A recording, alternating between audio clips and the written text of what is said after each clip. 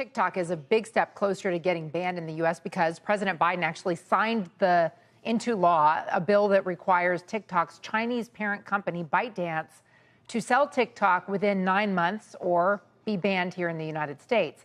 TikTok responded with a statement saying, quote, "This unconstitutional law is a TikTok ban, and we will challenge it in court." The company's CEO also posted a video saying that TikTok will prevail. Our next guest testified before Congress supporting the TikTok ban. Ivan Tsarynny is CEO of Feroot Security. He's a cybersecurity expert. It's great to talk to you today. I think it's Feroot, right? The Feroot Security. That's correct. Okay, so Ivan, let me just ask you, first of all, when you testified before Congress, what did you tell them about TikTok that you thought was concerning enough to deserve a ban in the United States? Yes, thank you for having me.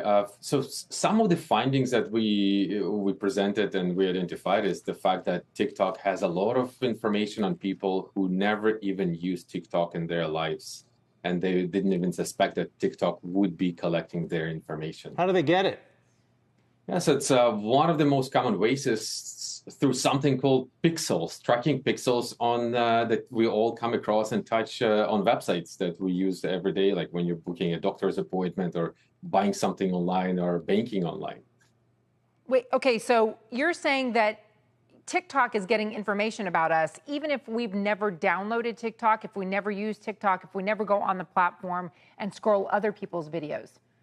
That is correct. And that was one of the findings that really startled a lot of people, that amount of data collected on people who never even used TikTok in their life. So then what's to stop TikTok from continuing to do that if the app is banned, cannot be downloaded, cannot be updated, or is somehow disabled on phones? If you don't even have to have TikTok on your phone to be subject to data theft by TikTok, what's a ban? How's a ban going to fix that?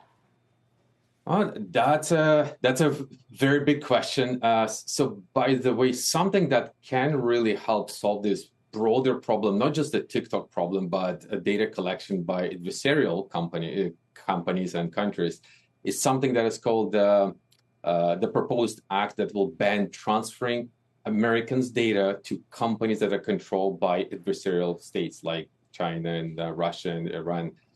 So that could actually ban and prevent this overall problem that we face when our data is being collected.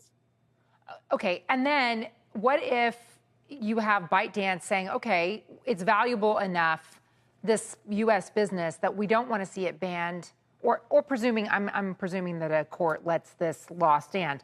But should that be the case, if they divest of TikTok, does it solve the problem?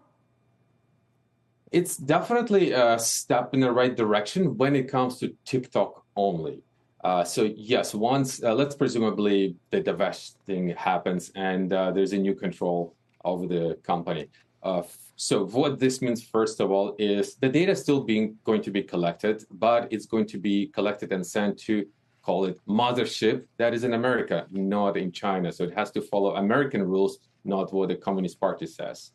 And after that, putting the controls, security controls, governance controls in place to make sure that all the data is safely stored. There's no backdoors. All the kind of digital gremlins are removed, and all of the doors, back doors, windows, everything is shut and everything is secure. People also are vetted. So there's people who have access to our data, do not leak it back to China or any other places.